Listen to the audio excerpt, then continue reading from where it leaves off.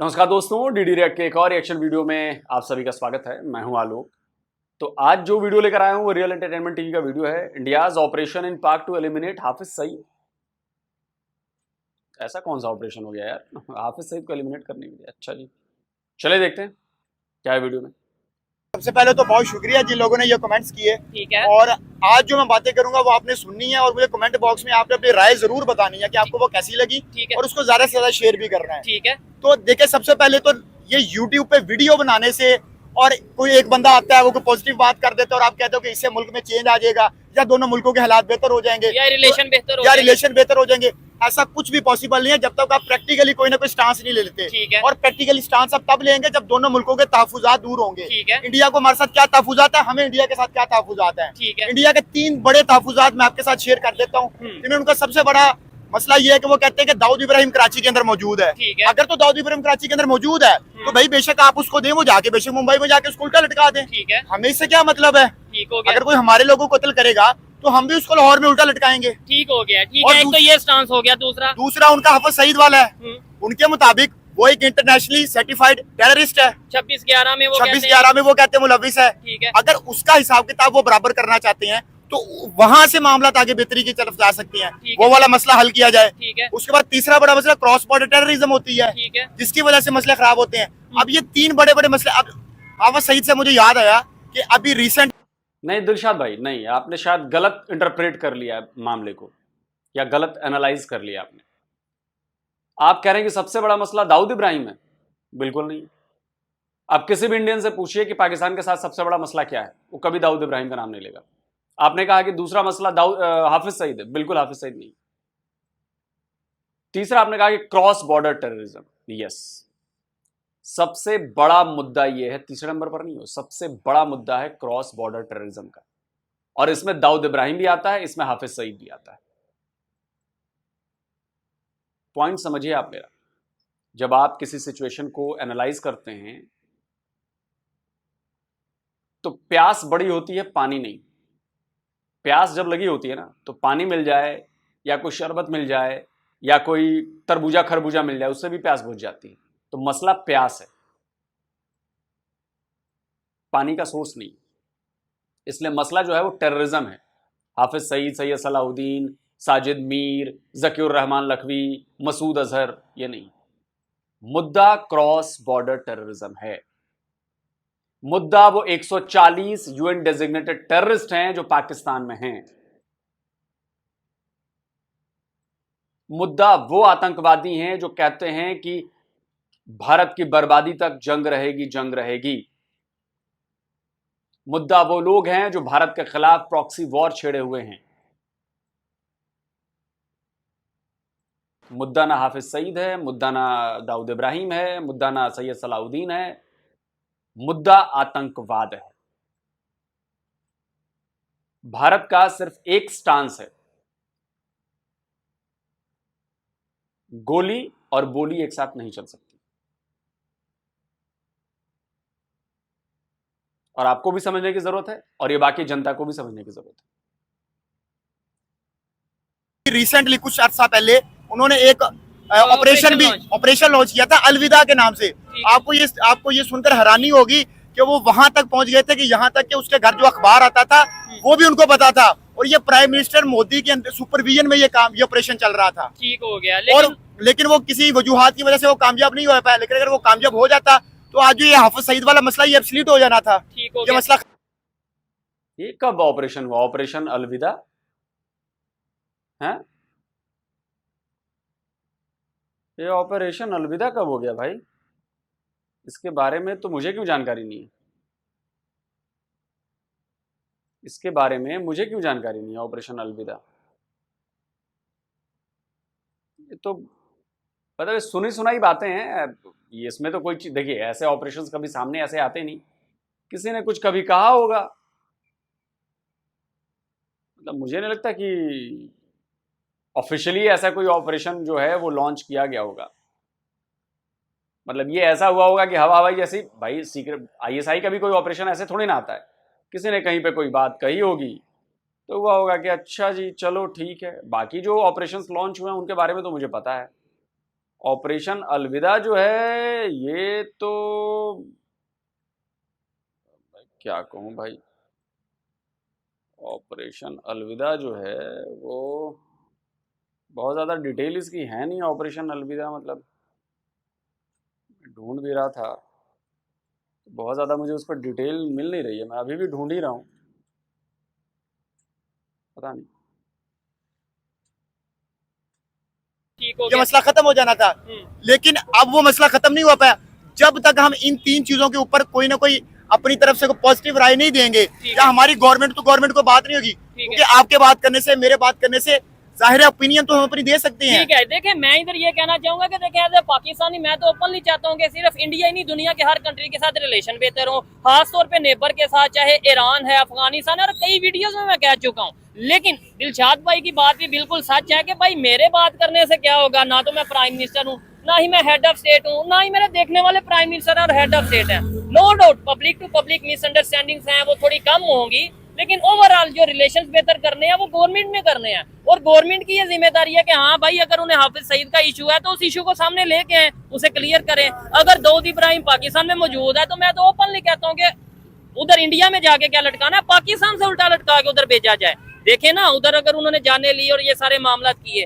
अब दिलशाद भाई मैं इधर एक बात ये कहना चाहूंगा कि चाइना और इंडिया का भी तो लद्दाख का इशू चल रहा है, लेकिन वो आपस में ट्रेड भी कर रहे हैं, वो आपस में मिशन मून भी कर रहे हैं, मतलब मून पे जाके जो उनसे वो अपना प्लांट बनाने जा रहे हैं, इलेक्ट्रिक प्लांट। क्या कहना चाहेंगे आप इसके ऊपर, पाकिस्तान के क्यों नहीं रिलेशन बेहतर हो सकते हैं? ये कुछ सस्ते माहिरीन ने ये नई पक्ष छोड़ी है कि पाकिस्तान और इंडिया के ट्रेड इस वजह से नहीं हो रही, कश्मीर का मसला है। अच्छा। आप मुझे बताएं कि चाइना का और इंडिया का लद्दाख का मसला नहीं है तो ट्रेड रुक गई है। भाई उनको पता है कि चाइना इस पोजीशन में है कि वो ट्रेड कर सकता है, उनके पास टेक्नोलॉजी है। अब वो मिशन मून पे जा रहे हैं, जैसे मैंने लास्ट वीडियो में बताया, तो वहां पे उनको इंडिया की जरूरत नहीं पड़नी है ना। मुझे बताएं हमें किसकी, हमारी जरूरत किसको पड़नी है?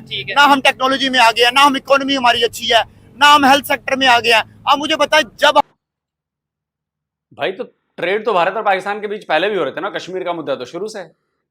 क्या 5 अगस्त 2019 के पहले भारत और पाकिस्तान के बीच कश्मीर मुद्दा नहीं था ना मुद्दा? उसके बाद भी ट्रेड चल रही थी। आप लोग भारत के बिछाए जाल में फंस गए। भारत को पता था कि हम ये करेंगे, बदले में आप कुछ नहीं कर पाएंगे, बदले में आप हमसे रिलेशन तोड़ लेंगे, और वही हुआ। और हम जानते थे कि ये हमारे लिए फायदेमंद है। जैसे ही पाकिस्तान रिलेशन तोड़ेगा, महंगाई बढ़ेगी, प्रॉब्लम बढ़ेगी। हम यही चाहते थे और हुआ, यही सेम हुआ, डिट्टो।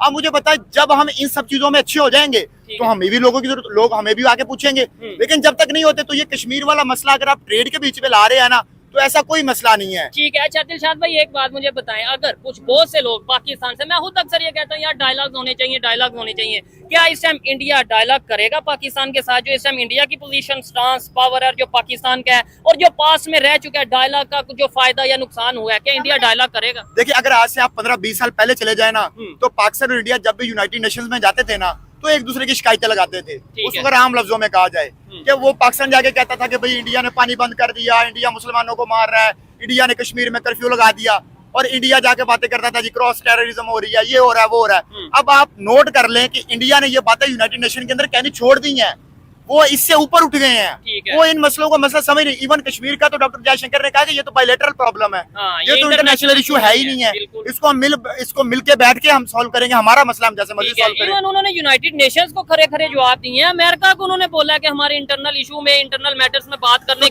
तो क्या पाकिस्तान अंदर ये जरूरत रखता है कि पाकिस्तान अमेरिका को खड़ा होकर ये कह दे?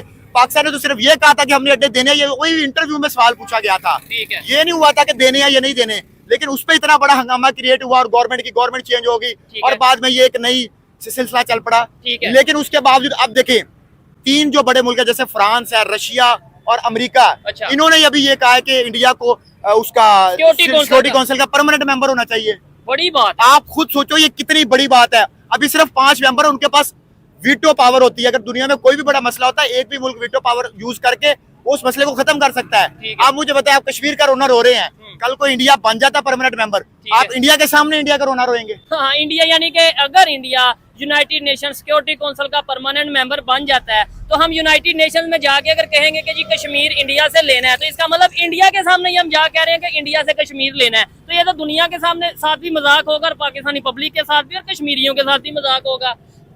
देखें, जब इस तरह का दौर चल रहा है कि आपके पास ना तो इकोनॉमी आपकी अच्छी है, ठीक है, ना आपके फॉरेन रिलेशंस आपके साथ अच्छे, किसी के साथ अच्छे हैं, ठीक है। इवन हमारे जो हमसाया ममालिक है उनके साथ अच्छे ताल्लुकात नहीं है। अब मैं आपको बताता हूँ कि पाकिस्तान जो अगर पाकिस्तान, अब कुछ लोग हमें ये कहते हैं कि आप पाकिस्तान के ऊपर तनकीद ही करते नहीं, रहते मैं हैं। खुद ये मैं अक्सर आपसे ये बात करता हूँ, आपकी कैमरा भी बात करता हूँ, या कुछ मुझे थोड़ा फील होता है कि यार दिलशाद भाई बड़ा गुस्से में रहते हैं, ऐसे ऐसे बात कर रहे होते हैं जैसे लड़ रहे हैं, लेकिन क्या वजह है? पाकिस्तान से इतना गुस्सा है आपको, या क्या वजह है? मैं पाकिस्तानी हूँ तो मुझे दुख होता है पाकिस्तान के ये हालात देख के। पाकिस्तान की जो यंग बच्चियां जो बेरोजगार हैं, पाकिस्तान के अंदर महंगाई आसमान को छू रही है। जब हम ये हालात देखते हैं एज ए पाकिस्तानी, हमें दुख होता है, तकलीफ होता है। अगर हमें दुख तकलीफ ना हो तो ठीक है, जैसे चल रहा है चलने दो। ठीक है। और उसके साथ देखें, पाकिस्तान ने पिछले दिनों JF-17 थंडर जो है वो अजरबैजान को दिए, हम इस बात को सपोर्ट करते हैं और अप्रिशिएट करते हैं। ठीक है। उसके बाद अरशद नदीम ने जो है वो पिछले दिन जैवलिन थ्रो किया और जीत गया, हम उसको भी अप्रिशिएट करते हैं। जबरदस्त, यानी कोई अच्छी खबर आएगी, कोई अच्छी न्यूज आएगी तो उसके ऊपर मैंने क्या अरशद नदीम के हवाले से वीडियो नहीं बनाई। मैं ये समझता हूँ, मैं बड़ी बात नहीं कर रहा, लेकिन मैं ये समझता हूँ जिस टाइम रिजल्ट अनाउंस हुआ था उससे फौरन बाद अगर किसी में पाकिस्तान में जाके पब्लिक रिएक्शन किया तो वो शायद मैं ही होऊंगा। लेकिन आगे चलते हैं, दिलशाद भाई मुझे बताइए, इन आम पाकिस्तानी जो हमारे भाई हैं, इनका क्या फ्यूचर देख रहे हैं? इन बच्चों का क्या पाकिस्तान में फ्यूचर क्या देख रहे हैं? देखिए, जो पाकिस्तान के इस टाइम हालात है ना, तो इन बच्चों का कोई फ्यूचर नहीं है। आप ये देखें कि माहिरीन कह रहे हैं कि 2040 तक पाकिस्तान में शदीद किल्लत हो जाएगी पढ़े लिखे और स्किल्ड लोगों की, जो कि पाकिस्तानी बाहर जा रहे हैं। ठीक है, इस वजह से अब मुझे बताएं कि इस सारे सिनेरियो में और जब ये जो नए जो बच्चे हैं वो तो स्कूल में, आप सच बताओ, बच्चे स्कूल जाते हो या नहीं? यस, कौन से स्कूल जाते हो? गवर्नमेंट। गवर्नमेंट। आप स्कूल जाते हो? जी जाता हूँ। कौन से? गवर्नमेंट। आप जाते हो? कौन सी क्लास में? गवर्नमेंट। कौन सी क्लास? फोर में। फोर्थ क्लास में। पाकिस्तान के प्राइम मिनिस्टर का क्या नाम है? कायदे आज़म। पाकिस्तान के प्राइम मिनिस्टर का क्या नाम है? ऑफिसर। हाँ, कायदे आजम। पाकिस्तान के प्राइम मिनिस्टर वजीर आजम का क्या नाम है? इलामा इकबाल। इलामा इकबाल। आप बताओ। हाँ, इमरान खान। इमरान खान। आप बताओ। इमरान खान। ये देखें, ये बच्चे हैं, हमारा फ्यूचर है। और मैं ये नहीं समझता इनमें से किसी का भी कसूर है, किसी एक ने भी सही जवाब दिया है। कोई कह रहा है पाकिस्तान के प्राइम मिनिस्टर यानी वजीर आजम का नाम है कायदे आजम, कोई कह रहा है इलामा इकबाल और कोई कह रहा है इमरान खान। क्या समझते हैं, ये एजुकेशन हमें मिल रही है पाकिस्तान के स्कूलों में, या ये और 4th 5th 6th क्लास के बच्चे हैं? देखिए, अब ये हालात देख ले हमारी यूथ का। अब इन बच्चों को तो जो सिखाया जाता है उन्होंने वही सीखना है। अब वो 5th क्लास का बच्चा 5-7 साल स्कूल गया है, लेकिन उसके बावजूद उसको नहीं पता पाकिस्तान का प्राइम मिनिस्टर कौन है। अगर कंपैरिजन करें दूसरे कंट्री से, आप दूसरे चाइना का कोई लड़का उठा के देख लें, इंडिया का इवन कोई लड़का उठा के, बांग्लादेश का कोई लड़का उठा के देख लें, वो आपको सारा कुछ बता देगा। तो पाकिस्तान का जो तालीमी निजाम है वो आपके सामने ही है। उसके बाद जो पाकिस्तान की इकोनॉमी के हालात है वो भी आपके सामने है। इवन अभी हमने IMF के पैसे देने आई, और अभी तो अगर यार बच्चों का भी कोई दोष नहीं, बात तो सही है।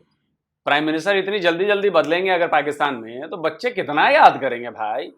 76 साल से तो यही हो रहा, 77 साल से इतनी जल्दी जल्दी प्राइम मिनिस्टर बदलते हैं, तो बच्चे कितनों के नाम याद रखेंगे।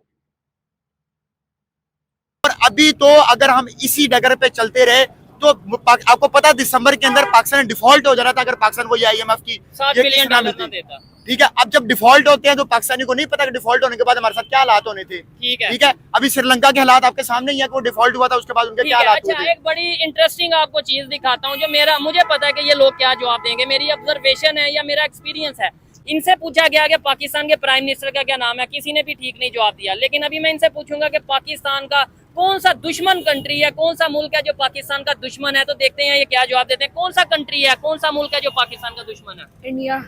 आप बताएं। हाँ बता दें।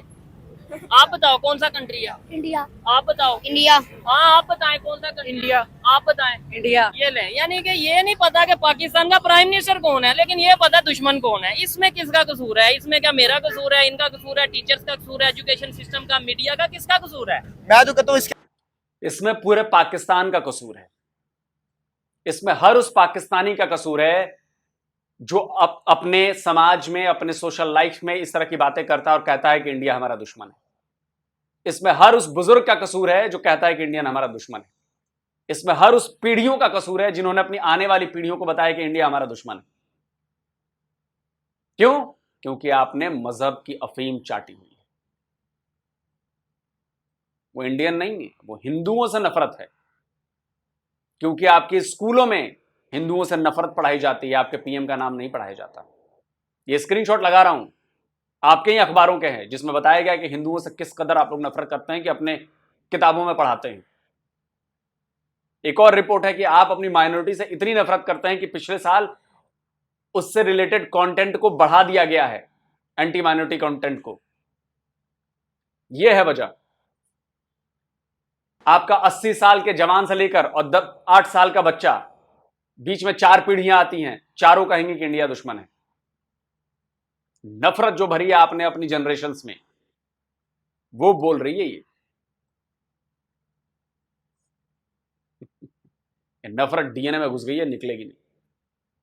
तो इसके गवर्नमेंट का कसूर है, क्योंकि हमने जब से पाकिस्तान बना है हमने तो दुश्मनी खेला है कि ये हमारा दुश्मन है, ये हमारा दुश्मन है। अभी मुझे बताएं, अमेरिका के साथ कभी हम दोस्ती लगा लेते हैं, कभी दुश्मनी लगा लेते हैं। देखिए, आप वाजी आपकी फॉरेन पॉलिसी होनी चाहिए जिसमें आप अपने कौम और अपने मुल्क के तहफुजात को पहले नंबर पे रखें, जैसे इंडिया रखता है।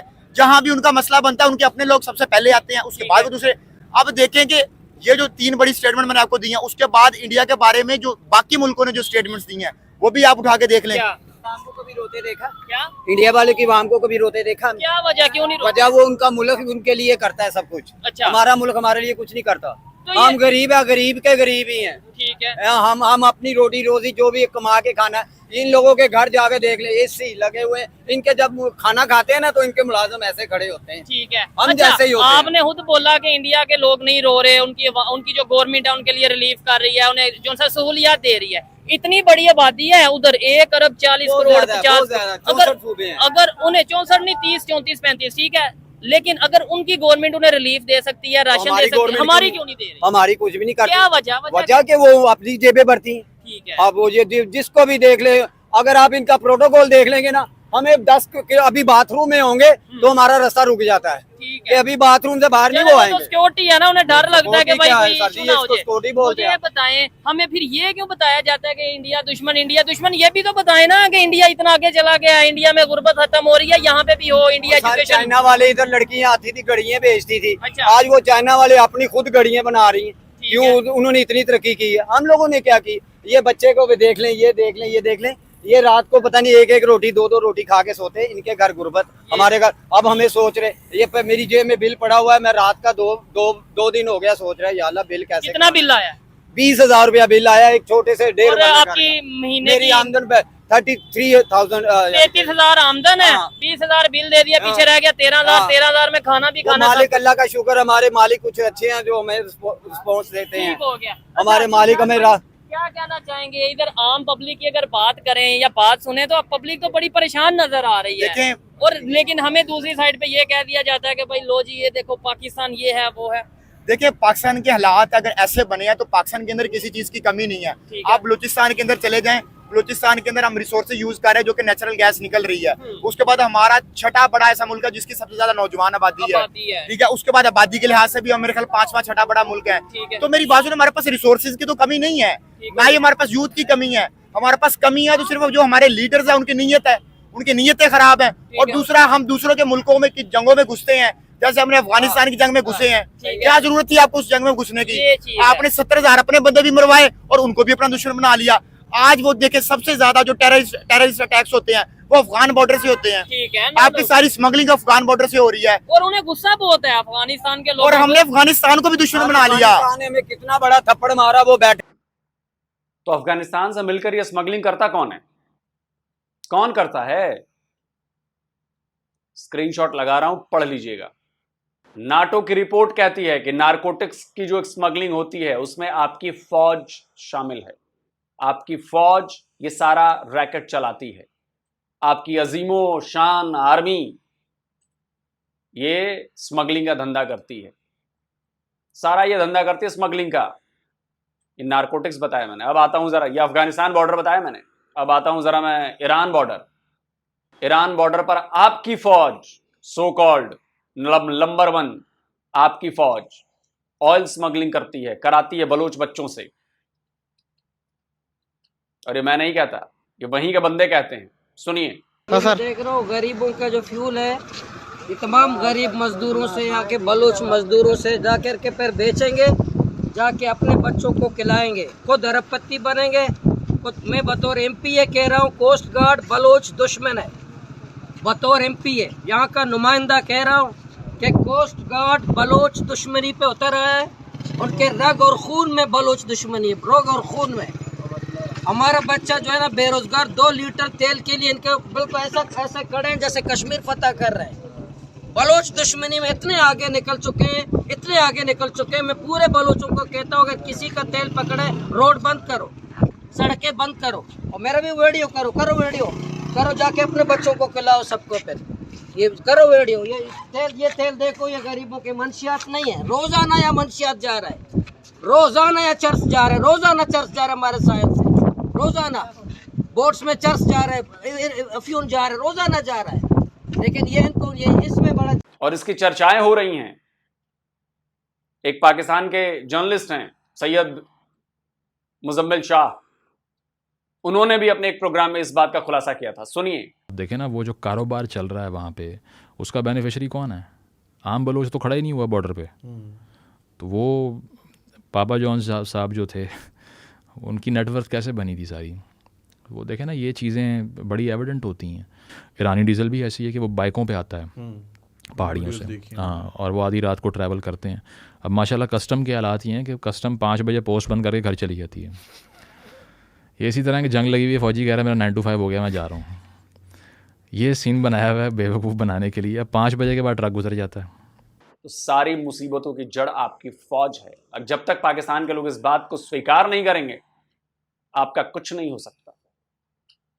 क्योंकि फौज की अहमियत तभी है जब देश में, मुल्क में केओस मचा हो, तभी लगता है कि नहीं यार, डर है, डर है, डर है, डर है, तभी लगता है कि नहीं, फौज होनी चाहिए।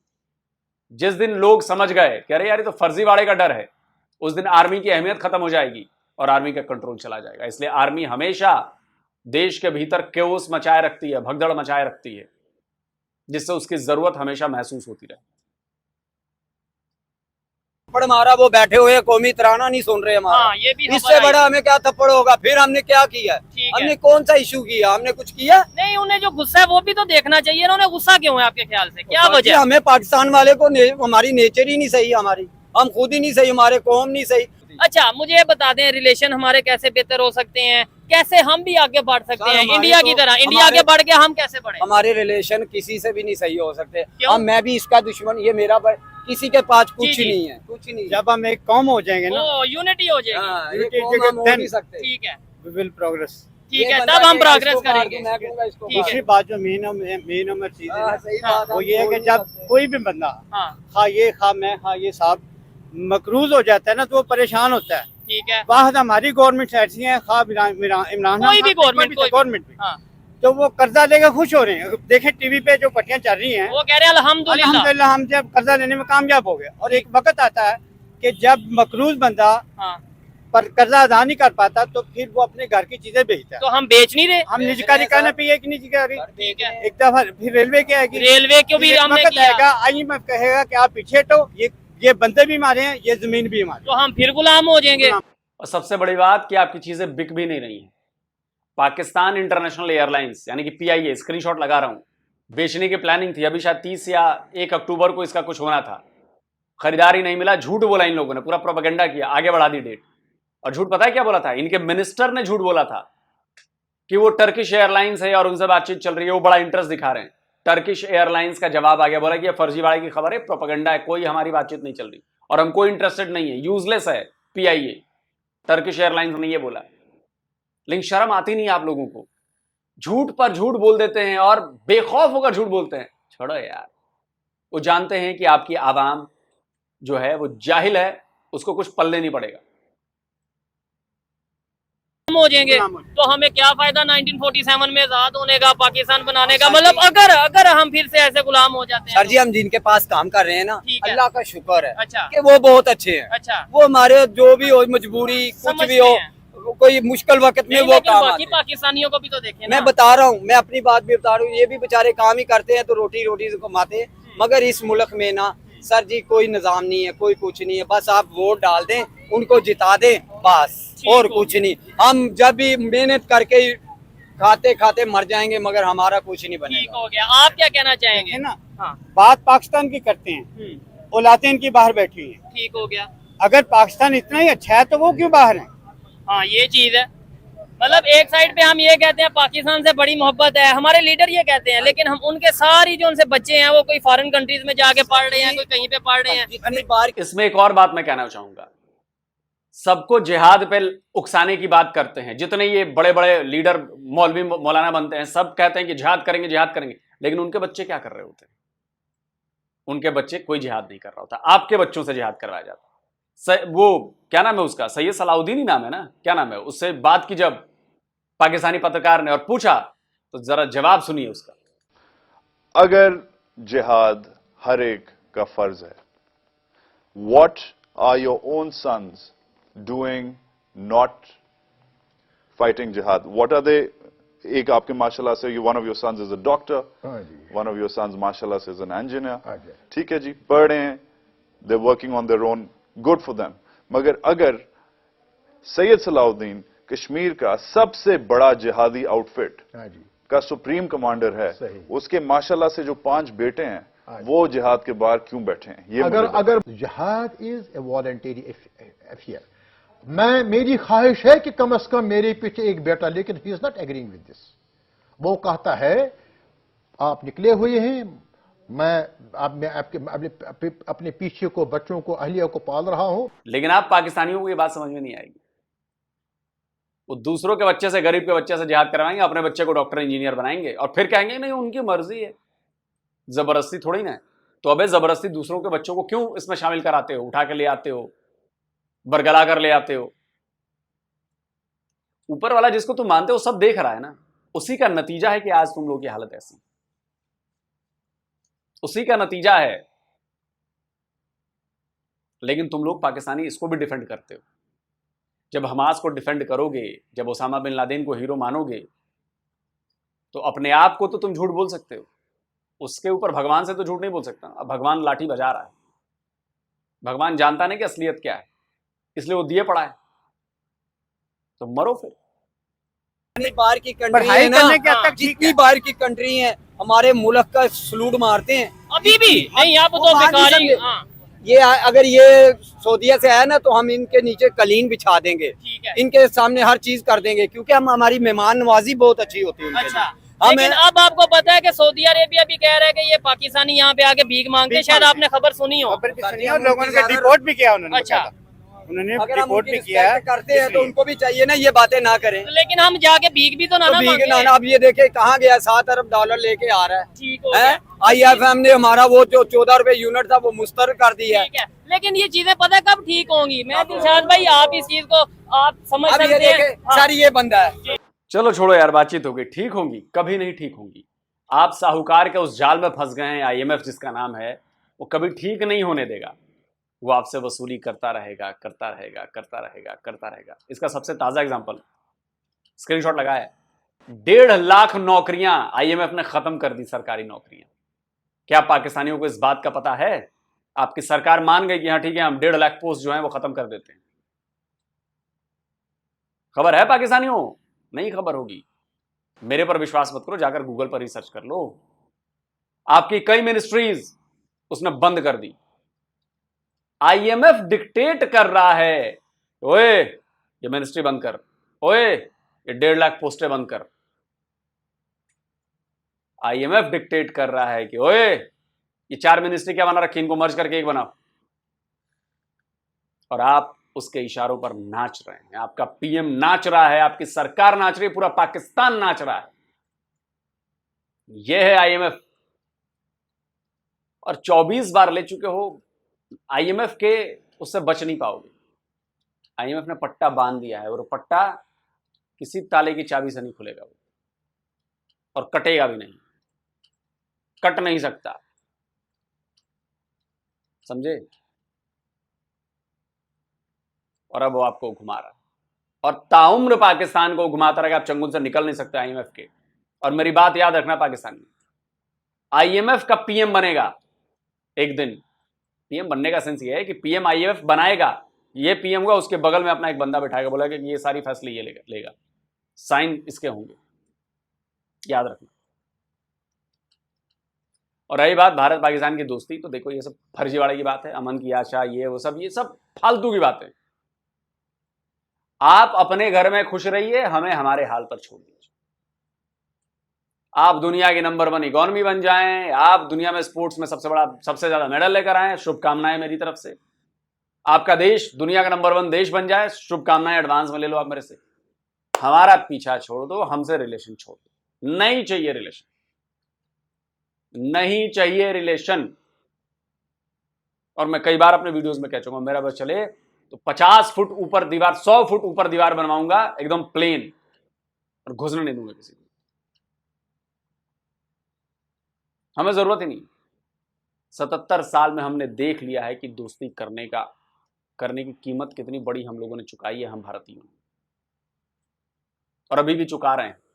और कुछ हुतियां हैं जो अमन की आशा फैलाने की कोशिश कर रहे हैं। हमारे यहाँ की बात कर रहा हूं, पाकिस्तान की बात नहीं कर रहा। पाकिस्तानियों पर तो खैर छोड़ दो, लेकिन उनको आइडिया नहीं है कि सांप को आप दूध पिलाते रहेंगे तब भी वो उसका काम है डसना, वो डसेगा। पाकिस्तान वो सांप है, इसलिए फन को कुचलना होता है या उसको जंगल में अकेले छोड़ देना होता है। तो हमने जंगल में अकेले छोड़ दिया, जाओ भैया वापस मत आना। कमेंट करके आप बताएं दोस्तों, आप क्या कहते हैं। जल्दी मिलता हूं एक और नई वीडियो के साथ। नमस्कार, जय हिंद। तो अगर आप चाहते हैं मुझसे बात करना, मुझसे कोई सवाल पूछना, तो फैन कॉल पर आप मुझसे कनेक्ट हो सकते हैं। फैन कॉल में ये सुविधा है कि आप अपने हिसाब से वहां पर जाकर टाइम स्लॉट बुक कर सकते हैं कि आपको फलाने दिन मुझसे बात करनी है, फलाने टाइम पे मुझसे बात करनी है। लेकिन ये भी बता दूं कि ये पेड सर्विस है,